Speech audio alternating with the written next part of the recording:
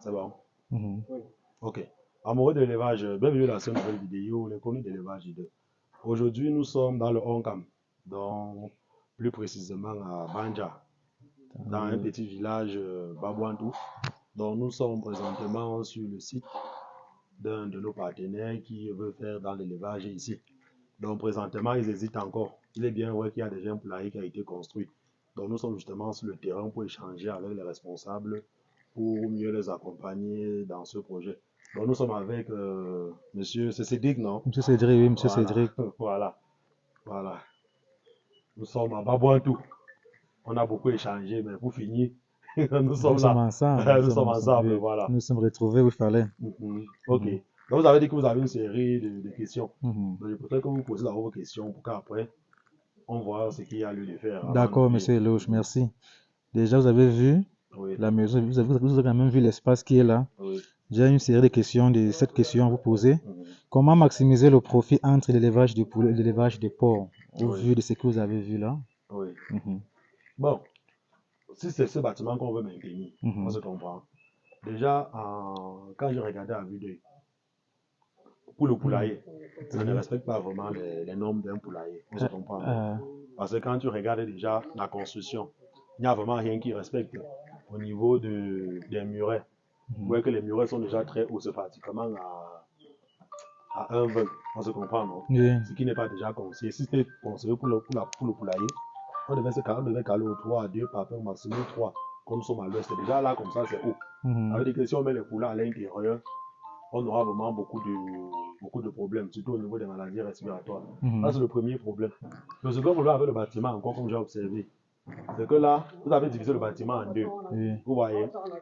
En divisant le bâtiment en deux, ça fait deux bâtiments collés. On se comprend? Ça veut dire que si vous lancez une même production ou une production différente, il y a de fortes chances que si une production est attaquée, que la seconde soit aussi attaquée. On se comprend? Mhm. Ça veut dire que généralement, ça doit être une seule production. Et étant donné que le bâtiment n'est pas grand, si vous devez faire ça en poulailler, vous devez laisser normalement à un poulailler que de diviser, vu que ça ne sert à rien de gâter tous les papins que je vous avais mis là. Vous voyez un peu. Et toujours concernant le bâtiment, le second problème encore avec ce bâtiment, c'est les dimensions. On se comprend. Mhm. Vous voyez que là, vous avez fait un bâtiment carré. Mhm. Vous avez fait un bâtiment carré. Carré, oui. Pourtant, en élevage, on ne conseille pas les bâtiments carrés. Carré, Vous voyez, je vois. toujours pour le problème de De ventilation. ventilation, oui. Vous voyez déjà, on ne Oui. conseille pas les bâtiments carrés. Donc, ça veut dire que si vous maintenez ce bâtiment, vous aurez beaucoup de difficultés. C'est que normalement, on devait faire un bâtiment rectangulaire avec peut-être une largeur de 10 ou de Mhm. 12 maxi. Mhm. On se comprend. Je Donc, les petits comprends, je bâtiments comprends. comme ça, là, quand on prend la distance là poussée, je pense qu'on est à. On a combien de 17, mètres? 17, c'est 17 17. sur 20. Mhm. Voilà, vous voyez, non? Voilà. Ça veut dire que si la longueur était à 17, la largeur devait être probablement à 10. C'est qu'il devait faire un bâtiment de 1700. On se comprend, Je de comprends. 1700. Donc ça veut dire que si c'est pour ce bâtiment déjà, moi étant donné qu'il est déjà construit et que je n'aime pas généralement trop quand on construit et après on casse encore. C'est pour ça que généralement il est toujours préférable qu'avant de construire, vous faites d'abord venir les J'espère. gars du domaine Les experts, pour oui, qu'ils vous les experts. conseillent, Mhm. pour qu'ils vous conseillent pour éviter justement qu'on construit et après on est encore obligé de détruire. Vous voyez un peu. D'accord, monsieur Voilà. Eloge. En se basant déjà du Ce qui est bâtiment là. qui est là, Oui, moi je quel préfère qu'on type l'adapte d'élevage plus. vous allez nous conseiller de faire? Moi, je préfère qu'on l'adapte plus en porcherie. Donc, si on ne veut D'accord. pas détruire, si on veut maintenir les murs ici Mhm. et, et les loges comme c'est électrique là, et comme Oui, c'est déjà divisé en deux oui. avec les parpaings, tout est déjà bien construit. Donc, j'aurais souhaité qu'on fasse plutôt ça en loge. Donc, on cherche un maçon, il nous met ça en loge. Vous voyez un peu. Mhm. Mhm. Donc, ça veut dire que comme c'est déjà divisé, il n'y a pas de problème. Hein. On peut maintenir le premier côté, comme le bâtiment est divisé en deux. On peut entrer, non? Et on peut entrer.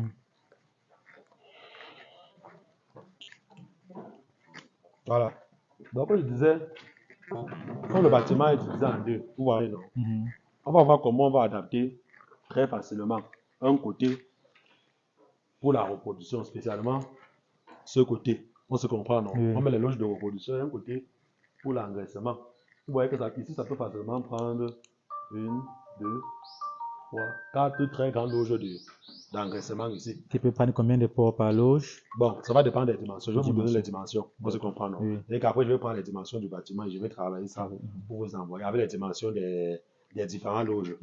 Oui, avec les dimensions des différentes loges. Ça veut dire que là, ici, ça peut faire une très grande porcherie de reproduction.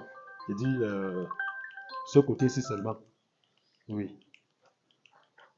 Donc, ça veut dire que depuis que vous êtes comme ça, vous n'avez pas encore lancé les On n'a poules. encore Moi, il y a rien les lancé. banjois, il y a tout. J'ai tout apprêté. Oui. Mais il fallait un Bah, expert oui, pour oui. pouvoir m'orienter afin que je ne me gare pas où je suis en train d'aller. Oui, C'était ça l'objectif. Il fallait un expert. oui. Ah, comme monsieur, entre l'élevage, qu'est-ce qui est rentable à Oui. court terme À court et terme. à long terme entre le poulailler et l'élevage de porc? L'élevage de porc. Oui. Dans tous les cas, déjà, Oui. l'élevage de poulet est rentable à court terme que l'élevage de porc. On se comprend. Mais la différence maintenant entre les deux, généralement, c'est aussi au niveau de l'investissement. Ça dépend de quel élevage. Vous voulez faire l'élevage de pondeuse ou l'élevage de poulet de chair. L'objectif, c'était de faire l'élevage de poulet de chair. Le poulet de chair. Oui. L'élevage de poulet de chair est plus rentable à court terme que l'élevage de porc. On se comprend. Parce que l'élevage de poulet de chair, vous lancez là, vous avez une bonne formule alimentaire, un bon suivi à partir de 38 jours, 40 jours, vous êtes déjà sur le marché. Et si vous avez lancé seulement 1000 poulets, vous voyez, vous avez lancé seulement 1000 poulets, vous avez déjà un bénéfice de pratiquement 400 000 que vous faites en 45 jours. 45 jours. On se comprend. Vous voyez que c'est un très bon business aussi. Mais là, c'est quand vous avez le marché. N'oubliez pas aussi notre position. C'est ça, c'est ça. N'oubliez pas la position. Nous sommes au fond dans le Onkam, loin à Banja. On se comprend. Nous sommes en plus à Babouantou. Il faut savoir maintenant, est-ce que le marché de Babouantou, Banja, si possible, un Bafan est capable de consommer la production d'ici. Les moyens aussi de distribution. À combien doit nous revenir d'avoir la production d'un poulet ici, étant donné qu'il n'y a pas de provenderie dans la zone. On se comprend. Maintenant, au niveau de la commercialisation aussi, le transport.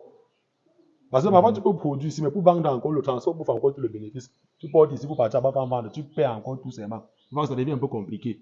On se comprend un peu. Voilà.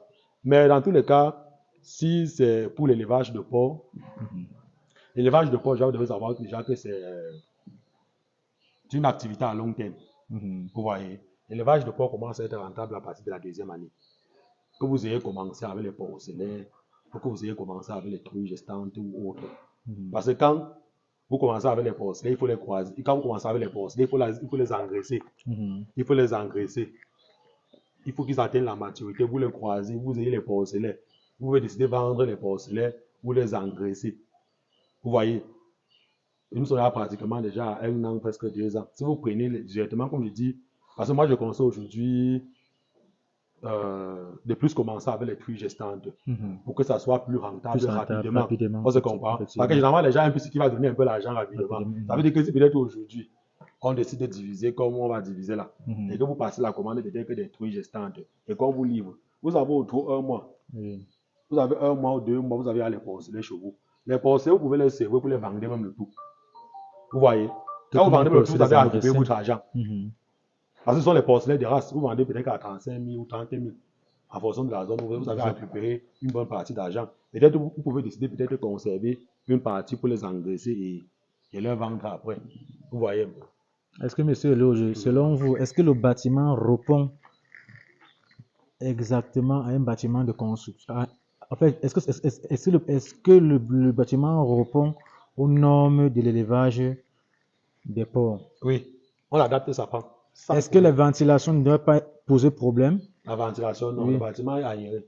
Et aéré. Oui, ça va pour les porcs. Donc on peut bien faire les porcs ici sans problème. Et généralement, c'est même bien comme ça parce que déjà là, c'est l'extérieur. Vous voyez, non? Il y a les voisins dans les environs. Donc c'est déjà bien comme c'est même fermé comme ça. C'est ce qui est même conseillé.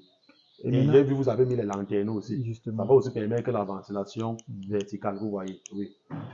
Donc moi, j'ai plus refusé les poulets en fonction de la construction que vous avez déjà fait. Justement. Parce que s'il faut adapter en poulailler, vous allez casser. Oui. Où est-ce que je dis? Vous allez casser. Et en cassant même, vous avez pris carré. C'est encore un autre problème. Et comment allons donc nous faire pour les déchets de la porcherie et l'eau et tout? Comment on va faire un procédé? Parce qu'il faut voir pour ne pas indisposer les voisins et que personne ne se sente gêné. Ce que vous allez faire ici, c'est de bien canaliser maintenant. Ça veut dire qu'on va chercher un bon technicien qui va travailler au niveau des canalisations. On se comprend. Dans les loges, généralement, il y a les gros tuyaux que l'on met. On canalise tout simplement. On fait une fosse. Si votre fosse, parce que là, vous avez une grande maison, si vous avez une bonne fosse là-bas, vous pouvez décider d'envoyer dans la même fosse. Quand vous pouvez décider de faire une autre fosse, uniquement pour la porcher. Parce que dans tous les cas, étant donné que c'est proche déjà de la maison, on se comprend, non? La biosécurité, les règles d'hygiène, on ne doit pas blâmer ici.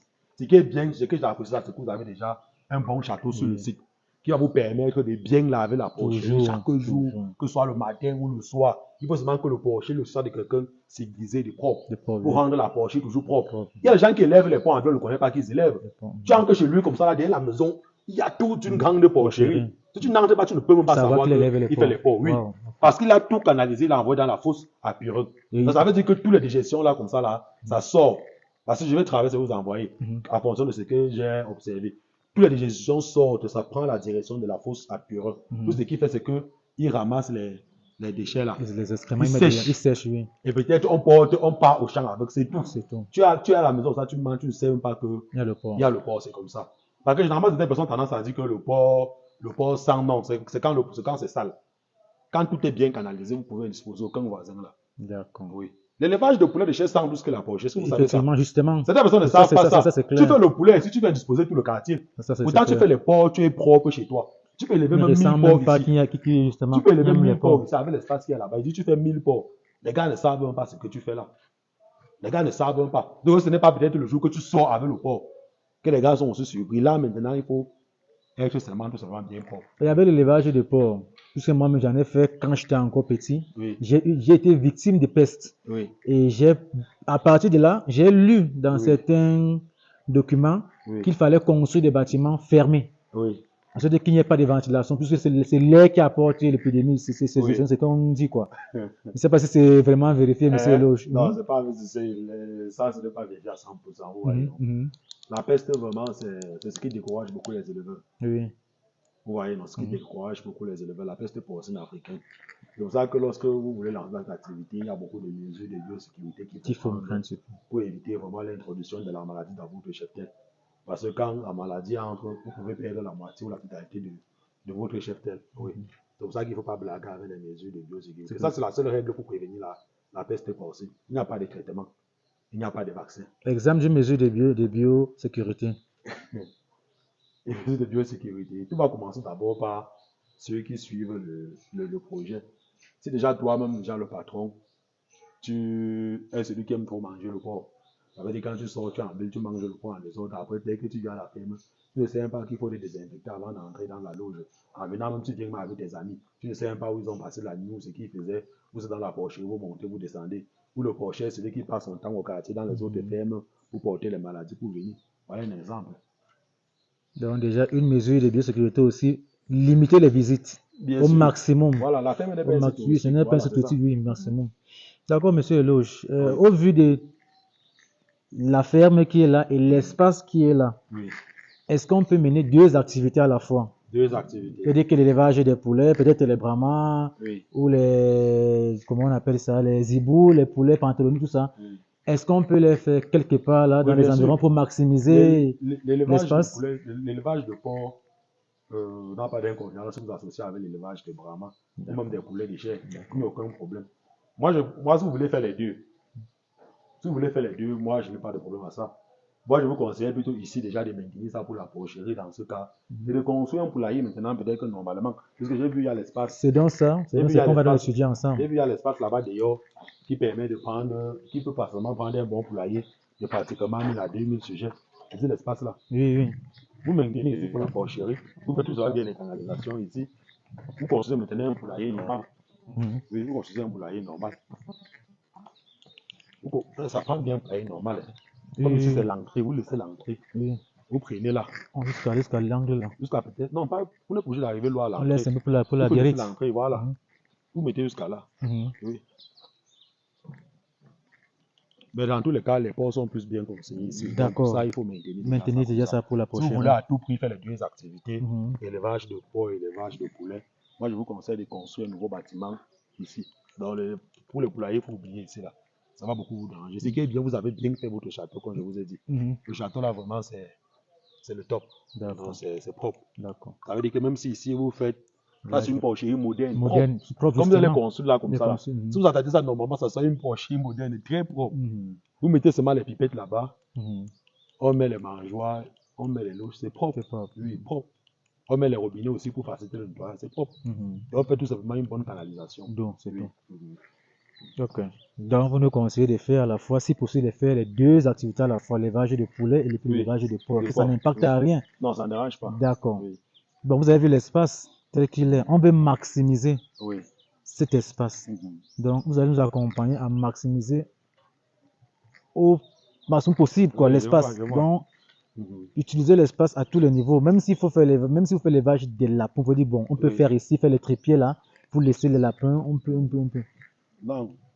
Même s'il faut mettre une pisciculture, m'a fait que bon, faisons un peu de poissons ici. Pour la pisciculture, est-ce qu'il y a un problème? Vous avez déjà le château, non? Pour la pisciculture, dans les fûts, dans les bacs, on n'a pas besoin de partir creuser la boue dans les bacs pour faire la pisciculture de nos jours. On lève les poissons simplement. Moi, à la maison, chez moi, j'ai plusieurs fûts que j'ai mis où je fais les poissons tranquillement. Surtout quand tu as ton forage. Oui, tu n'as pas besoin de partir. Et la piscine, ça demande quoi? Sur presque 20 mètres carrés, tu produis plus de 1000 poissons dans les bacs. Donc, il y a suffisamment d'espace ici. Vous faites ça même déjà là-bas, même l'espace là. Tu peux faire même tes 1000 poissons là-bas comme rien du tout. Ce qui est bien, c'est que ça ne dégage pas comme les autres activités. Oui. D'accord. J'en ai terminé pour ce qui est des questions. Oui. Bon, peut-être ceux qui sont sur le terrain. Point de début, comme je vois le site, parce que je vois le site est déjà cadré. Ça veut dire que vous pouvez commencer avec votre cheptel du port. Votre cheptel de port aussi peut prendre facilement 300 ports. Le petit bâtiment que tu vois là. Les deux bâtiments. Oui, ça prend pratiquement 300 ports.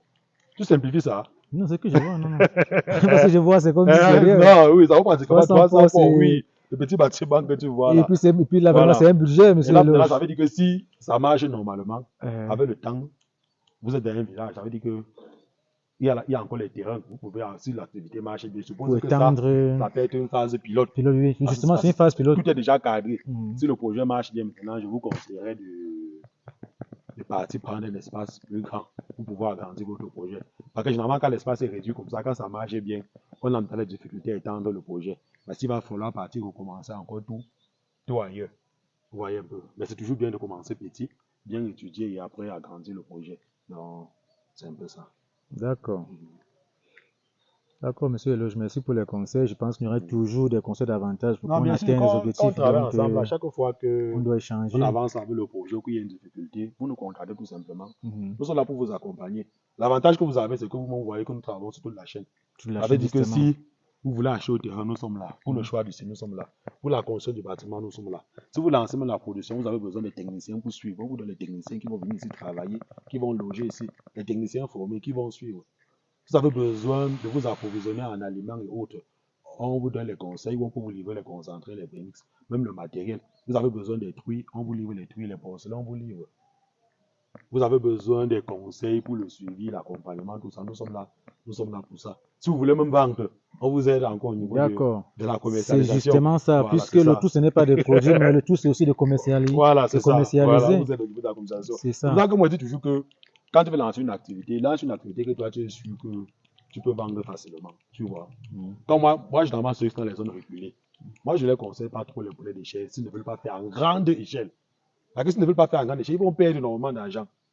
Si tu veux faire les poulets d'échelle, fais ça dans une zone qui est proche du marché. Il y a un grand marché de consommation où tu peux sortir facilement sans trop souffrir au niveau du transport ou tout ça. Mais si tu es dans une zone un peu reculée, que toi-même tu sens que non, ce n'est pas facile, bien, fais tes porcs, tu fais ton élevage de pondeuses, tu es tranquille, tu n'as pas les maux de tête. Tu vois un peu, voilà.